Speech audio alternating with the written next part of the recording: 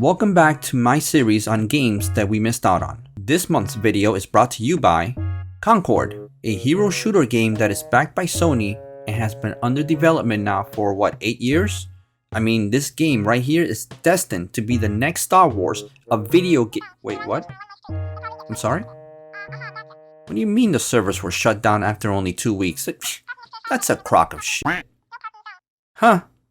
I have talked about many games from many consoles across the 100 videos or so on my channel, even the 2600, but never for the Game Boy. So for this video, I'm gonna change that. Kaeru no Tame ni Kane wa Naru. What the shit?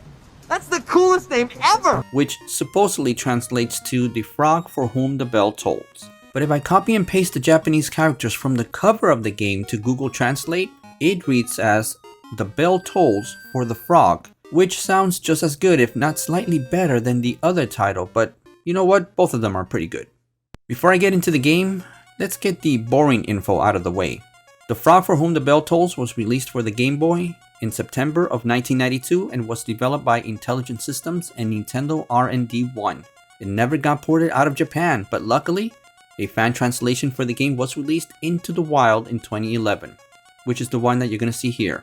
By the way, a big thanks to Ryan BGSTL over at romhacking.net for doing the translation for this game.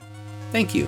It's a one-time title that is stuck on the Game Boy after all these years, as Nintendo, they have yet to make any official translation port of the game for the Western audience. It is said that the game's engine would be used to develop Link's Awakening for the Game Boy, which will be released almost a year later, but this game has a few things that are not seen on Link's Awakening as well. I'm gonna go over that in a bit. The storyline here is extremely basic, but with a slight comic twist to it all. You play as Prince Sable, but you can rename him into anything you want when the game starts. You and your best friend are both princes of different kingdoms and are always competing at everything. So when King Delrian kidnaps Princess Tiramisu from the neighboring kingdom of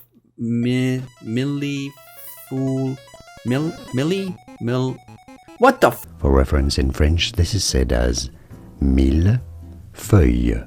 Mille means 1000. Feuille means sheets, really, so 1000 sheets. Oh yeah, I forgot to mention, the game revolves around foods and the names of desserts and such, so be prepared to have a sweet tooth attack by the time this video is over.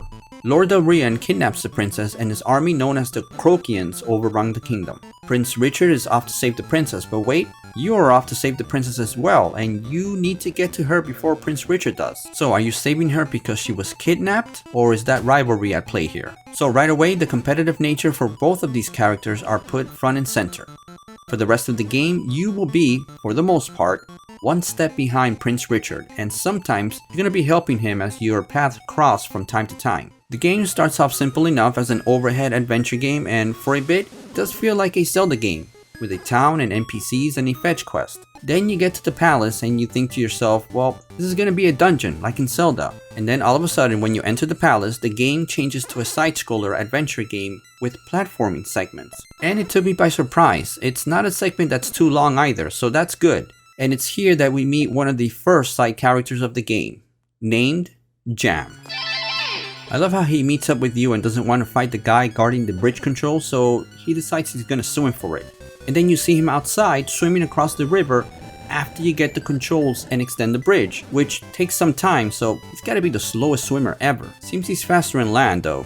And there he goes. We're gonna come back to him. Eventually you meet up with a witch who tricks you into getting a potion that turns you into a frog, and from that point on, anytime your character touches cold water, he turns into a frog. Funny, cold water has a different effect on me. It shrinks? Like a frightened turtle. As a frog, you can jump real high, but your fighting skills take a dive. However, you can eat weaker enemies to go up one heart at a time. This brings me to the fighting mechanics of the game. As a human, you have a sword from the very beginning, which you can see right here, but you can never use it, at least not like you would normally in many other games of this type. Now you figure an adventure game would allow you to use a sword. I mean, it's a sword. How hard can it be to use? Yes. The pointy end goes into the other man. Thank you. As a human, if you encounter an enemy, this happens. And no, I'm not trying to be funny, this actually happens in the game. This is the combat mechanic right here, people. A dust cloud. All they left out were the sound effects and the words. So, the combat in this game is an automatic action in which its outcome is decided by the predetermined factors, mainly your stats. If your enemy is above your level, you will lose quickly. If you are on par, the fight is determined by who loses all their hearts first. If you are more powerful, sometimes you can even knock the enemies out of the screen. You don't even have to fight them. But if you feel you are overmatched, you can press the B button to run away or choose a different item to use on that enemy. Sometimes you might have to press it a few times to get away successfully. Sometimes it works, and sometimes it doesn't. If you lose though, the game does not punish you too harshly for it. You just end up waking up at a hospital from the last town that you visited. How did you get back here though? Unlike other games where you might have your gold total cut in half, your gold coins here won't take a hit. So the worst is that you might have to retrace your steps to the point where you lost a fight. After the frog form, you will also get the ability to turn into a snake. This form has no jumping ability whatsoever, but you can bite weak enemies and turn them into a block or just whip them away.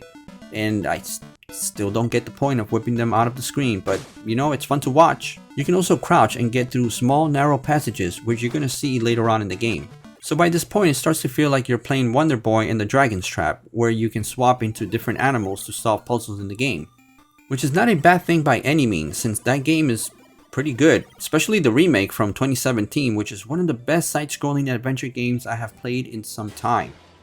I highly recommend it. Sorry, I digress. So you have 3 forms to choose from in the game, and you might think that's not enough, but the game holds your interest quite well as the story progresses. You can change to a snake by eating eggs, or you can change back to a human by eating a fruit, but you can only turn into a frog by touching cold water. I'm not gonna get into that again.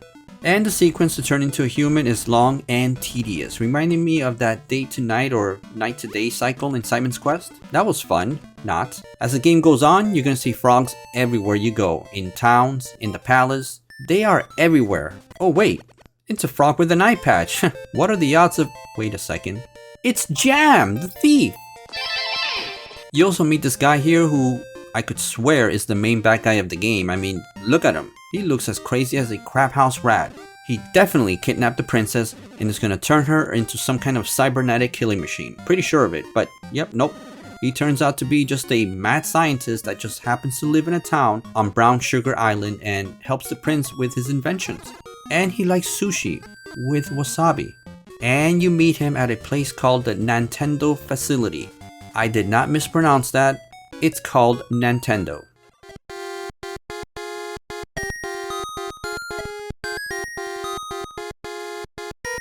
As you progress in the game, something starts to become apparent. Unlike Zelda, this game doesn't have a specific set of dungeons to complete, nor is it a fully open world. Best way to describe it is that it feels like a semi-open world. You get an objective, you set out to accomplish that objective, and you move on to the next portion of the world, although you can backtrack if needed. Since combat is predetermined, the boss battles, they're not very exciting here. All you have to worry about is having enough hearts to outlast that boss. That takes some of the excitement away from the game. Boss battles should be something big, monumental, something to remind you, hey, that's why it's guarding that level or item. But the battle system takes away any sort of climactic feeling here. Makes it even worse since you almost have no bosses in the game. I didn't even see an actual boss character until I got to the jungle section of the game, and even then I was surprised that the encounter took place on the 2D plane and not the overhead view. It never feels like the story is trying to take you down a dark path and instead tackles the situations in absurd ways. There's even a part in the game where you aren't allowed to board a ship. So instead of maybe sneaking on board or fighting the captain to take the ship like you would in, other titles of this type, you simply buy the entire ship for just about 9 million coins. And the more you play, you're gonna see that the game treats money kinda like a joke. And grinding even for a short while will always leave you with plenty of coins needed to buy all the items that you require. I never found myself thinking, oh man, this item is just too much money, it's gonna take me a couple of hours to grind and gather up all the gold needed to buy that item. Nope. In fact, I always found myself with excess amounts of gold coins actually. You can collect hearts along the way to add to your overall health and magic stones to upgrade your attack power, and speed, which is what determines if you get past certain parts in the game or certain enemies. The item menu is robust, but nothing too overwhelming. You can also purchase shields to help with your defense. Now the graphics here are really well made for such a limited color palette like the Game Boy has. On top of that, there is a lot of animation on the environment and things like flowers and even the background portions all move and sway at some point. All very busy for a game of that time, Game Boy or otherwise. It's pretty impressive. And it even has short cutscenes that help to move the story forward.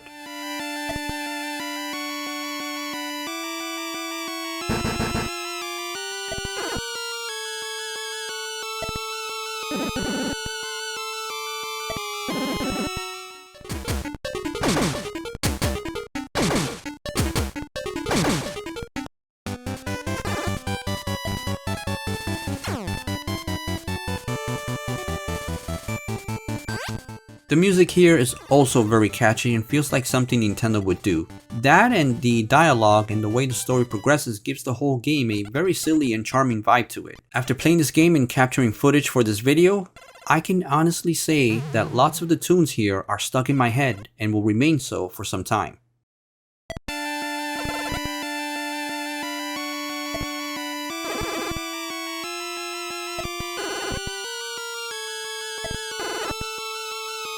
The music was composed by Kazumi Totaka, which would also go on to work on the music for Link's Awakening, Wave Race 64, Animal Crossing, and Luigi's Mansion, to name a few of the many games under his belt. Some good stuff there. I guarantee that if you play this game, you're also going to be humming or playing some of the music in your head.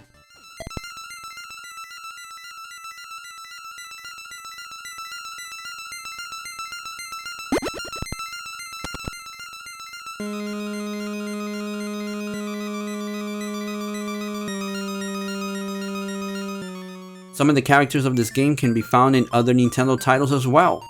That scientist that looks like he's one nugget short of a 20 piece would go on to make appearances in games like Wario Land 3, Wario Land 4, and Dr. Mario 64.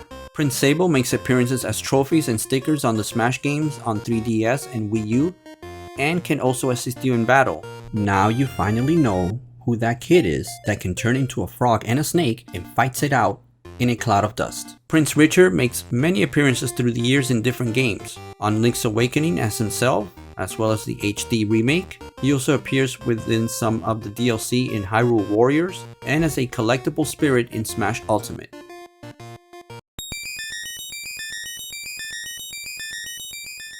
This right here is the first Game Boy game that I have played all the way through, and I was surprised by how fun it was in terms of gameplay and the overall storyline and how it goes about telling it. The game is not that long and you could probably get it finished within a few hours, which back then was okay since it was made for the Game Boy and for gaming on the go. Plus, playing it now, you can easily see and notice some of the game's mechanical flaws and arcade control and system menu schemes. Specifically, the tedious method of going back and forth with the transformations for some of the puzzles, as well as some abilities like having to go through the menu screen to access the overworld map, as opposed to having it mapped to the select button. The game also has a save feature inside the menu screen once you get the diary at the beginning of the game, so you don't have to tackle this all at once. So if you are coming here expecting a lengthy RPG style game with an intricate battle or weapon control system and epic boss battles, let me say straight out that you're gonna be disappointed. This is a title that I wish Nintendo could visit again sometime in the near future, and maybe even concentrate on some of its side characters like Jam. I love Jam. But it seems that for now, this is a title that is stuck on the Game Boy, since Nintendo hasn't even released it anywhere else, which I find quite odd since they have no problem releasing full Japanese titles on the Super NES, NES, Switch libraries. At one point there was even work being done to colorize this port, and for a while the work was going great with some really great looking screenshots of what it would look like. But then a few years ago, all news for this fan project just stopped. What a shame. It is interesting to note that the same person released an article in 2023 showing information insight into the programming for both games, showing how both engines are different enough from one another to disapprove the common thought that Zelda's Link's Awakening uses the same game engine from the frog from whom the bell tolls. So, what Game Boy title do you feel goes relatively unknown and demands more attention? Share with us all and see you in my next video where I will go over one of the greatest RPGs of all time, its very intricate story, and how it blends into 2 other games. Until then, keep watching and keep gaming.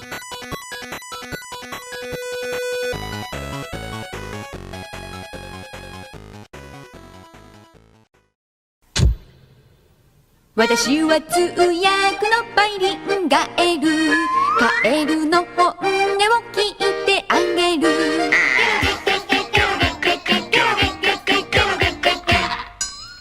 からない王子がカエルにカエルがヘビに変身ギャグベンチャーゲームボーイソフトカエルのために金はなるゲロゲロ